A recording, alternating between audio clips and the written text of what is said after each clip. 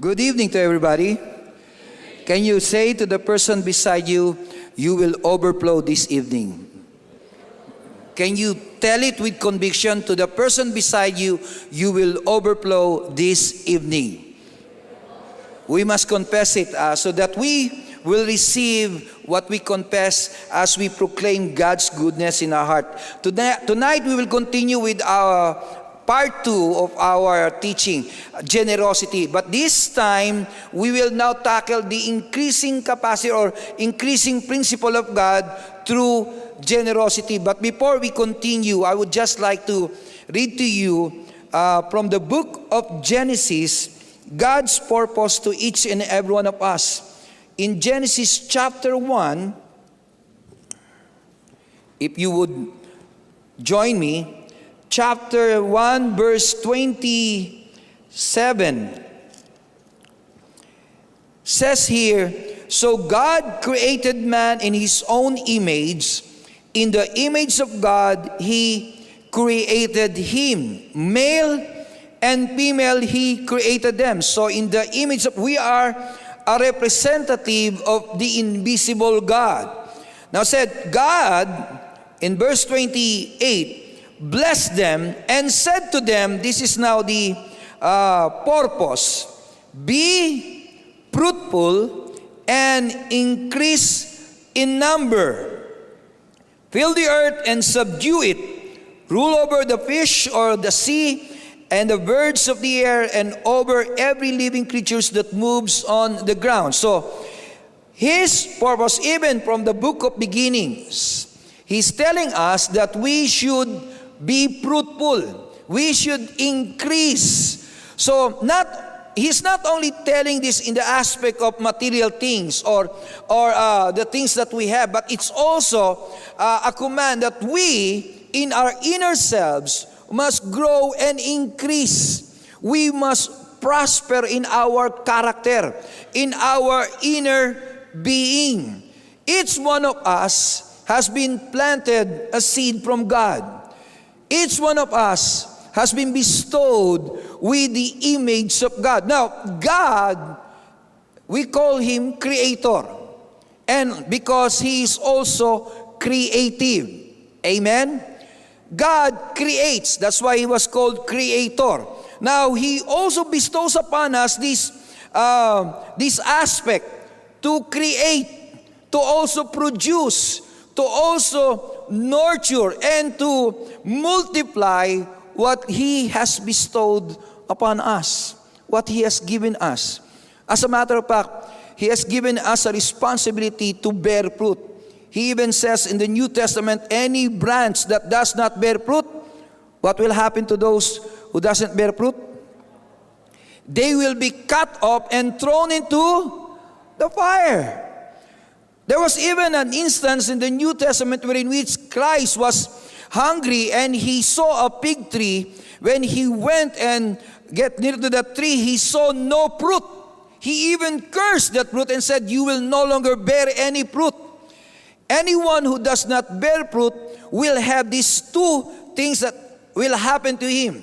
He will be cursed. He will no longer increase and will no longer be fruitful. Second, he will be cut off and thrown into the fire. Wow. He will be thrown into the fire. Anyone here who wants to be a barbecue? Anyone? So even in the book of beginnings, God has even given us our purpose. He wants us to grow. There was even a time when I was a baby Christian. I encountered a priest, and he told me something that was really that took my mind. He said, "If you're good, you must become better." Is that right? If you're bad, you must become good. If you're good, you must become better. If you're better, you must become the best. He did not even stop there. He said, if you're the best, you must become the blessed. Wow. Now, he said this, if you're bad and you become good, but you did not become better, he said, it is a sin. Whoa. Can you ask the person beside you, are you sinning now? He is telling us that we are built to grow, to multiply, to bear fruit, to increase. If we are not fulfilling that, then we are defeating the purpose why God has created us. So we should grow, not only in material things, but also in our spiritual life, because we are composed of three things: body, soul, and spirit. So you increase not only in your body, you not only increase in your intelligence and emotional maturity, but you also increase in your spiritual life. Every aspect must grow. As a matter of fact, this is the appointed power that God has given us, that even if you don't move, you will grow. Do you know that? Even if you don't move, you will grow. But there are two kinds of growth. Either you grow for the best or for the better, or you grow for the worse. Either way, you will grow. Amen? So that's why God says, you must bear fruit. You must be fruitful. And He wants us to increase in our capacity to fulfill our purpose.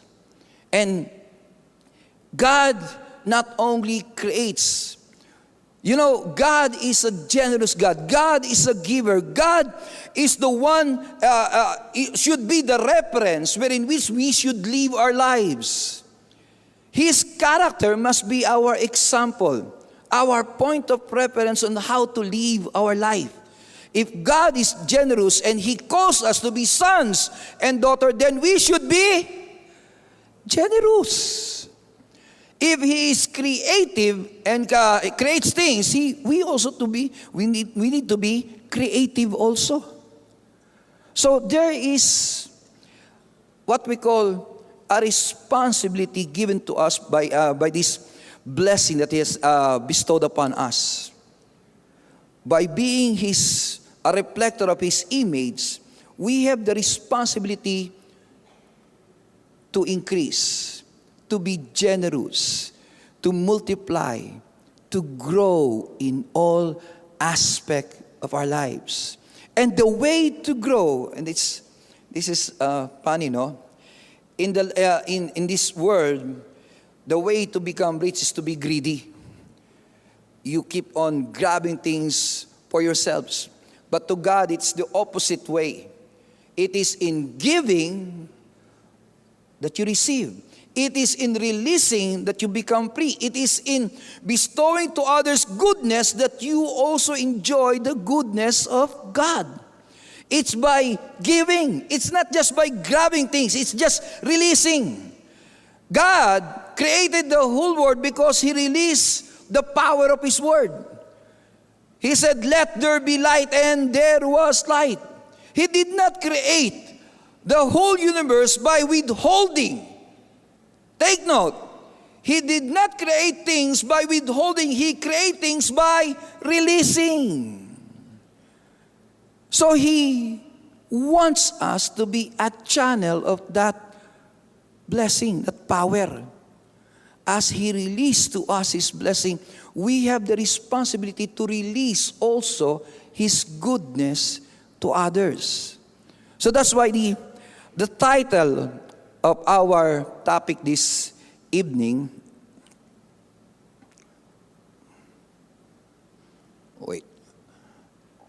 okay.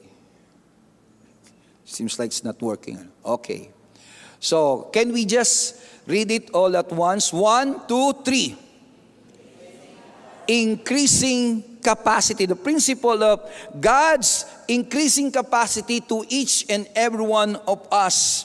Now, it says here in 2 Corinthians chapter 8, verse 7, "But since you excel in everything, in faith, in speech, in knowledge, in complete earnestness, and in the love we have kindled in you, see that you also excel in this grace of giving." In Ephesians, he said there should be a transformation of life. Anyone who has been stealing must steal no longer. Stop that method of just grabbing, hoarding, getting things for yourself. He said, but must work, doing something. Work means to create, to do something, to be of service. Work, doing something useful with your own hands that they may have, take note of the purpose. You work not for yourself, but you may have something, what?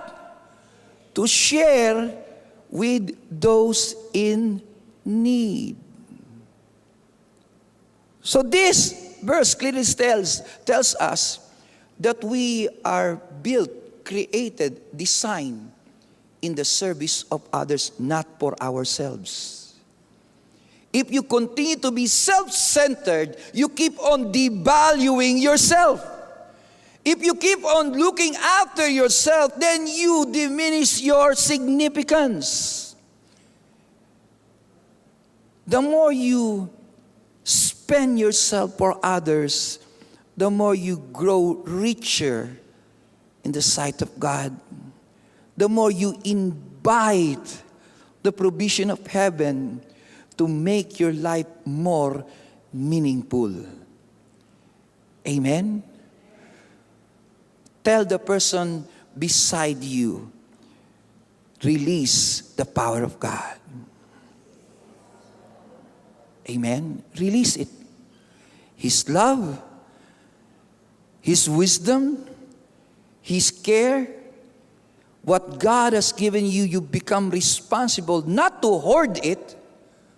We become responsible to release it.